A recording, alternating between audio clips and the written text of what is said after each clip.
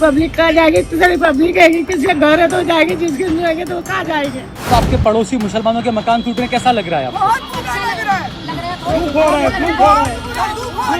हमारे घर में खाना नहीं बन रहा, उनके पीछे हम उनका सहयोग दे रहे हैं। 15 दिन से लाइट वाइट मोबाइल का चार्ज खुद करके हमको देते हैं।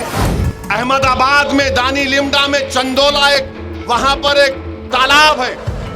30-40 साल से करीब लोग रहते हैं, मुसलमान और हिंदू मिलकर। आपको जानकर तकलीफ होगी कि 4000 से लेकर 8000 झोपड़ियों और घरों को तोड़ दिया गया। दोस्तों, भारतीय जनता पार्टी की सरकारें इतनी बेरहम हो सकती हैं, किसी ने सोचा नहीं होगा। अहमदाबाद से लेकर के उत्तर प्रदेश तक और उत्तर प्रदेश से लेकर के दिल्ली तक चुन चुन कर मुसलमानों को टारगेट किया जा रहा है। सरकारी तौर पर उनके घरों को, उनकी बस्तियों को जमींदोज किया जा रहा है। आज के इस वीडियो में ये तो दिखाऊंगा और साथ में किस तरीके से इस देश के नफरत में सराबोर, नफरत से ऊपर से नीचे तक सने हुए जाहिल गंवार टाइप के लोग इस देश के राष्ट्रपति के लिए कैसी गंदी और कैसी गटर छाप भाषा का इस्तेमाल कर रहे हैं पूर्व राष्ट्रपति के लिए, एपीजे अब्दुल कलाम के लिए, वो भी मैं आपको दिखाऊंगा। और साथ में ये तस्वीरें भी दिखाऊंगा कि दिल्ली में किस तरीके से भाजपा का एक नफरती विधायक कैसे मुस्लिमों की बस्तियों पर चुन चुन कर उनको टारगेट कर रहा है। साथ में नफरती मीडिया और गोदी मीडिया की कारस्तानी की वो तस्वीरें, और कैसे छील दिया है विपक्ष ने इस बार, और तमाम सारे ऐसे लोगों ने जो गोदी मीडिया पर नज़र रखते हैं कि कब ये कुछ ऐसी हरकत करें और कैसे इनको एक्सपोज किया जाए। सारी तस्वीरें दिखाएंगे, लेकिन सबसे पहले आपको कुछ बयान सुनाना चाहता हूँ, कुछ तस्वीरें दिखाना चाहता हूँ। कुछ बच्चे, कुछ लाचार लोग, उनके कुछ बयान आप सुनिए, उनकी तस्वीरें देखिए।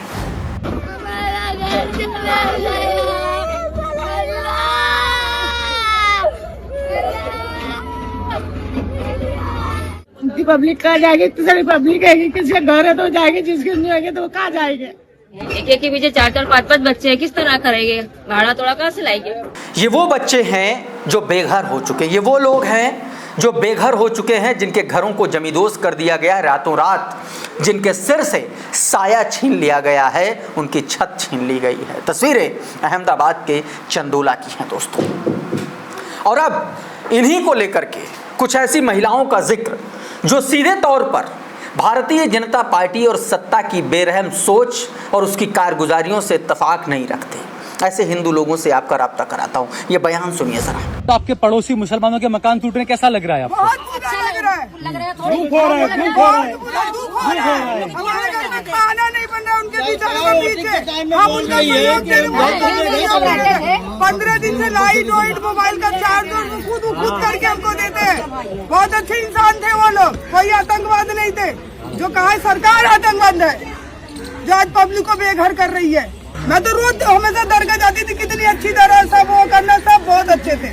आपकी दोस्ती थी उन लोगों से? दोस्ती हमारे यहाँ पे आते थे, हमको बुलाते थे, खाने पीने बुलाते थे, आते थे, मुसीबत में साथ देते थे। पानी नहीं है, लाइट नहीं है, तो हमारे चार्जिंग करते हैं। ये वो लोग हैं जो हिंदू और मुसलमान साथ में रहते हैं, साथ मिलकर रहते हैं, लेकिन सत्ता को ये कैसे गवारा होगा? अगर हिंदू और मुसलमान एक होने की बात करने लगेंगे तो इनकी जो सत्ता की कुर्सी, इसके चारों पाए खाक हो जाएंगे। और इसीलिए इनको डर है कि हिंदू और मुस्लिम कराते रहना चाहिए। इसी को लेकर के बिट्टू शर्मा नाम के ट्विटर हैंडल से ये वीडियो शेयर किया गया और उस पर लिखा गया, मुस्लिम हो या हिंदू, किसी का भी घर टूटता है तो दर्द सबको होता है। ये वो एकता और भाईचारा है जिससे सत्ता डरती आई है अब तक। कुछ और तस्वीरें, क्योंकि ये जब मामला हो रहा है दोस्तों, लगातार जिस तरीके से हजारों घरों को जमींदोज किया जा रहा है, अब इस पर AIMIM के नेता, करता धरता सांसद असदुद्दीन ओवैसी क्या कुछ कह रहे हैं, ये आपको सुनना चाहिए और समझना चाहिए। सुनिए जरा असदुद्दीन ओवैसी क्या कह रहे हैं। गुजरात में बीजेपी 1998 से पावर में है, 25 साल से पावर में। अहमदाबाद में दानी लिमडा में चंदोला वहां पर एक तालाब है। 30-40 साल से करीब लोग रहते हैं, मुसलमान और हिंदू मिलकर। आपको जानकर तकलीफ होगी कि 4000 से लेकर 8000 झोपड़ियों और घरों को तोड़ दिया गया। 4000 से 8000 झोपड़ी और घरों को तोड़ दिया गया और क्या कहा गया कि यहां पर से बांग्लादेशी निकले हैं। अरे भाई 25 साल से आप हुकूमत कर रहे हैं, आपने 1900-2000 लोगों को वहां से पुलिस ने उठाया, 90% लोगों को आपने छोड़ दिया कि भारत के नागरिक है, मगर आपने 4000, मीडिया के रिपोर्ट्स है 4000 से लेकर 8000 के दरमियान झोपड़ी और घरों को तोड़ दिया। तो दोस्तों कुछ इस तरीके से असदुद्दीन ओवैसी ने अपनी बात रखी। अब इसी को लेकर के इस पर द मुस्लिम स्पेस नाम का ट्विटर हैंडल है, वो लिखता है कि अहमदाबाद गुजरात के चंदोला में बांग्लादेशी बताकर जिन गरीबों के घर तोड़े गए, आखिर वो गरीब कहाँ जाएंगे, यह सवाल पूछा जा रहा है सीधे तौर पर, जिसमें यह बताया गया कि मुस्लिम बहुल चंदोला में बुलडोजर अभियान में 4000 से 7000 घरों के तोड़े जाने का अनुमान है। दोस्तों इतने लोगों को बेघर कर दिया इस बेरहम सरकार ने। अब एक और नफरती की तस्वीरें आपको दिखाता हूं। ये वो नफरती है जो दिल्ली में सरकार भाजपा की बनते ही लोगों के नाम पूछता था, कहीं मुसलमान तो नहीं है, कहीं मुसलमान तो नहीं है। अब इसको नफरत की एक और चाशनी मिली, मुस्लिम बस्ती देखी नहीं, मुस्लिम झुग्गी देखी नहीं, चल दिया इसने बुलडोजर लेकर के। देखिए जरा इसकी कारस्तानी। करो खाली जीटीए का पार्क है, 12 साल सिसोदिया विधायक रहा, इन्होंने कब्जा करवाया यहाँ पे जबरदस्ती का, ऐसे लोगों को बसाया और आज ये कब्जा पूरा खाली हो रहा है। ये जीटीए की लैंड है, इस पर चारदीवारी करेंगे, इसको सुंदर पार्क बनाएंगे लोगों के लिए, जनता के लिए चेयर रहेगी, बैठेंगे, झूले लगेंगे, घास लगेगी और जनता इसमें आराम से अपने बच्चों को खिलाएगी। पर ये जिस प्रकार का इंक्रोचमेंट था, ये देख सकते हैं चारों तरफ। एलजी साहब को लेटर लिखा और एलजी साहब ने तत्काल कार्रवाई करी और ये सारे जीटीए की फोर्स यहाँ लगी हुई है। ये पड़पड़गंज का भारतीय जनता पार्टी का नफरती विधायक है, सुन रहे हैं आप, इसको देख रहे हैं। सीधे तौर पर आप देखिए कि किस तरीके से ये मुस्लिम बस्ती को बुलडोजर चलवा रहा है और कैसे लोगों के घरों को उजाड़ करा रहा है। इसको लेकर के द मुस्लिम स्पेस नाम का ट्विटर हैंडल है, उसने लिखा, मैंने अवैध अतिक्रमण से अब्दुल को बेदखल करने का पूरा वायदा किया। ये बोल रहा है ये आदमी, इसकी नफरत आप देखिए। किसी देश में इस तरीके से खुलेआम नफरत अगर कहीं है तो सिर्फ और सिर्फ भारतीय जनता पार्टी की ऐसी नफरती सरकार में। इससे पहले आपने कब देखा था, आप याद करिए। आगे लिखा है कि पड़पड़गंज में 14 मई को हिंदूवादी विधायक ने बंगाली भाषी मुस्लिम बस्ती में बुलडोजर का अभियान का नेतृत्व किया, जिसमें उन्होंने आरोप लगाया कि पिछले विधायक ने इन मुसलमानों को सरकारी भूमि पर अवैध रूप से बसाया था। दोस्तों अब एक और नफरती की बात आपको दिखाता हूं, कैसे मुसलमानों को सरेआम अपमानित करने का काम किया जा रहा है। सुनिए जरा। मस्जिद में पढ़े नमाज, घर में करें हलाला, आखिर सलमा कहाँ जाए, न ससुर छोड़े न साला, तेरी छह हो अल्लाह। सीधे तौर पर यह आदमी मुसलमानों को अपमानित करने का काम कर रहा है। अब इसी को लेकर के करिश्मा अजीज ने ट्वीट करते हुए इस पर कार्रवाई की मांग की है। उत्तर प्रदेश के बुलंदशहर का ये वीडियो बताया जा रहा है। करिश्मा अजीज ने बुलंदशहर पुलिस को ट्वीट करते हुए लिखती हैं कि आपका जवाब आएगा, ऐसा उम्मीद करती हूं। आप इस सनकी इंसान जिसने करोड़ों मुसलमानों की आस्था पर चोट पहुंचाई है, इस पर कड़ी कार्रवाई करेंगे।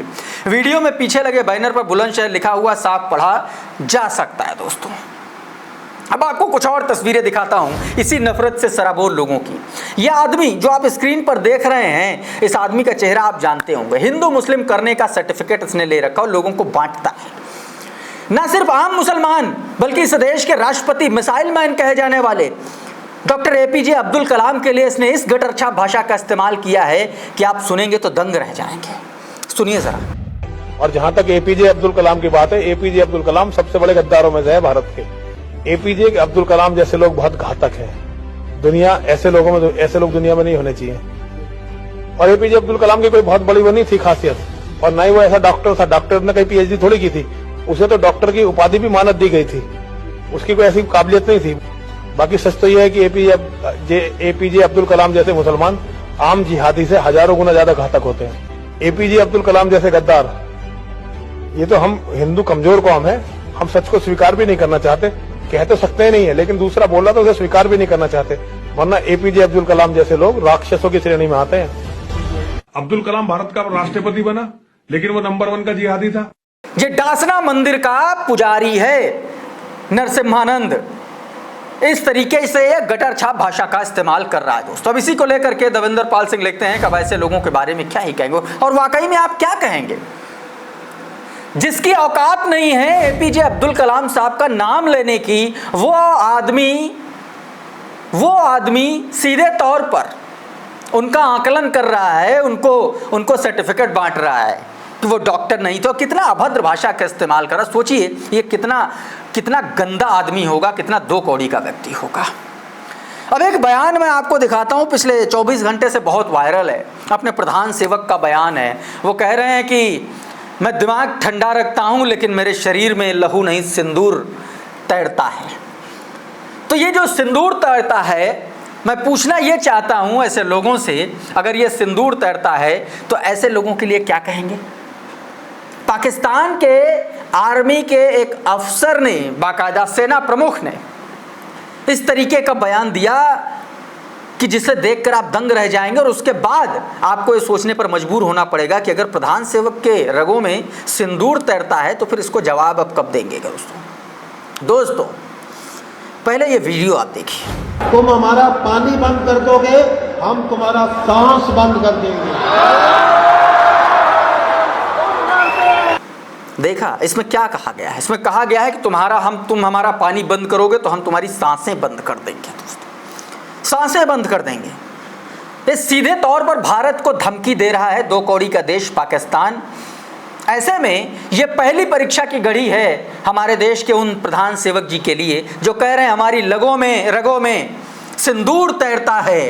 वोट पर चिताओं पर वोट की रोटी सेकने वाले हमारे देश के नेताओं से इस बयान के जवाब की उम्मीद की जा रही है, और ख़ासतौर पर प्रधानमंत्री नरेंद्र मोदी से दोस्तों, क्योंकि ये जो बयान है ये सीधे तौर पर आतंकी हाफिज सईद के बयान का समर्थन करता है, क्योंकि यही बातें कुछ दिन पहले आतंकी हाफिज सईद ने भी बोली थी। दोस्तों सुनिए जरा क्या कहा था उसने। सुन, अगर तू पानी बंद करेगा इंशाअल्लाह हम तेरी सांस बंद करेंगे, इन दरियाओं में फिर खून बहेगा। तो अब आप इससे दो चीजों का अंदाजा लगा सकते हैं। एक तो पाकिस्तान का आतंकी ही पाकिस्तान की सेना है, और दूसरा अगर पाकिस्तान की सेना और आतंकी दोनों एक हैं तो भारत के वो प्रधान सेवक जो कह रहे हैं कि उनकी रगों में सिंदूर तैरता है, वो इनको जवाब अब कब देंगे। दोस्तों ये भी अपने आप में बड़ा सवाल है। और बात गोदी मीडिया की करेंगे। गोदी मीडिया बीते दिनों दोस्तों मशहूर गोदी एंकर रूबिका लियाकत ने एक कांड किया अपने ऑफिस में। आप ये समझिए कि दादागिरी चल रही स्टूडियोज में, प्रवक्ताओं को बोलने नहीं दिया जाता, उनसे ऐसे उंगली दिखा दिखा करके बात की जाती है, और जैसे ही प्रवक्ता जवाब देने की कोशिश करते तो खुद ही पीड़ित बन जा रही हैं। ऐसी जाहिल महिलाओं के लिए क्या कहा जाएगा? ऐसे लोगों के लिए, ऐसे चतुर, ऐसे लोमड़ी टाइप के एंकर्स के लिए आप क्या कहेंगे? ये वीडियो देखिए जरा। आप बोलने नहीं दीजिएगा क्या? हमें 40 सेकंड का समय दीजिए, हम क्वेश्चन भाजपा से पूछना चाह रहे हैं। आप क्यों परेशान हो रही हैं? रूबिका जी इनको एक मिनट हो जाएंगे तो हम भी खड़े हो जाएंगे। दीजिए इनको पूरी तरह ऐसे नहीं होगा। अपना समय दें। नहीं, रुकिए, बैठिए। एक सेकंड रुकिए, रुकिए एक सेकंड। नहीं, ऐसे नहीं, ऐसे नहीं। आप मेरी बात सुनिए, मेरी बात सुनिए। नहीं, ऐसे नहीं होगा, ऐसे नहीं। ये पीआर स्टंट प्रधानमंत्री कर रहे हैं और आप यहाँ सर सुनिए। ये वीडियो रूबिका लियाकत का, और इसको शेयर किया है कलीमुद्दीन अंसारी ने। ये सब कांग्रेस पार्टी के प्रवक्ता हैं, और रूबिका लियाकत को टैग करके उन्होंने पूछा भाजपा वालों के साथ ऐसा करता कभी नहीं देखा। जवाब वो इंतजार कर रहे थे, तब तक जो इस महिला का जवाब है वो उससे भी गिरा हुआ और हद दर्जे का नीचता वाला जवाब है। किस भाषा में ये लिख रही है आप इसको इस बात से समझ सकते हैं कि कितना ज़्यादा ये महिला एरोगेंट और इगोइस्टिक है। इनकी भाषा से आप देखिए। कमाल जी, आपके पास तो जो क्लिप भेजी गई है वो किसी क्लिप कटुए ने बहुत ही शातिराना तरीके से काट कर भेजी है।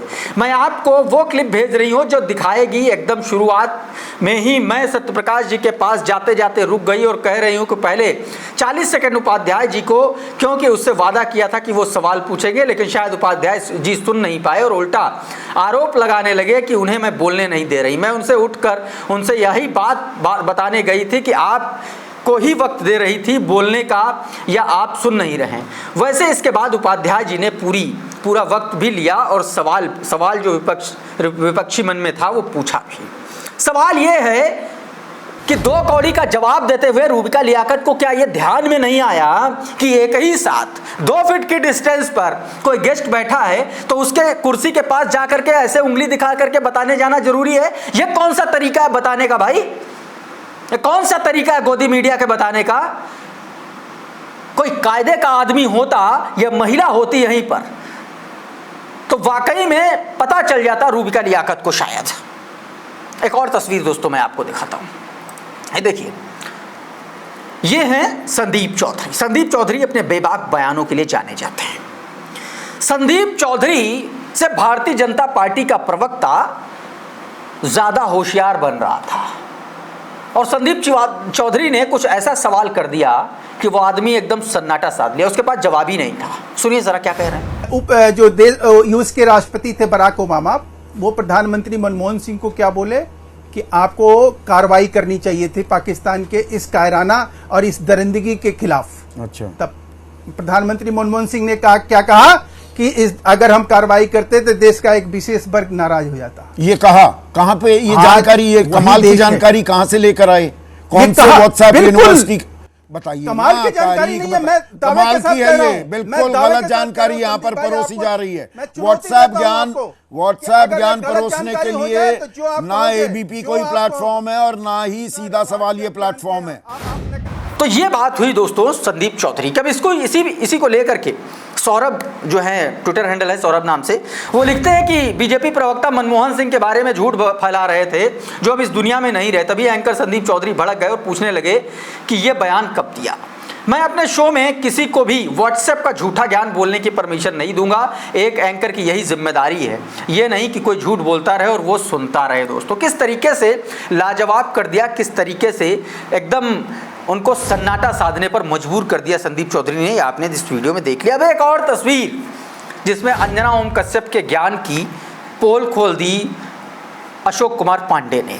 अंजना ओम कश्यप के वॉइस ओवर का एक वीडियो चल रहा है, ब्लैक एंड व्हाइट का ये वीडियो है, जिसमें वो ये बताती हुई दिख रही है कि सिर्फ यहूदियों को और हिंदुओं को टारगेट किया जा रहा है। और तुरंत इसी वीडियो को कोट करते हुए अशोक कुमार पांडे ने पोल खोल दिया। अशोक कुमार पांडे लिखते हैं कि अमेरिका में मारे गए ये यहूदी नहीं ईसाई थे।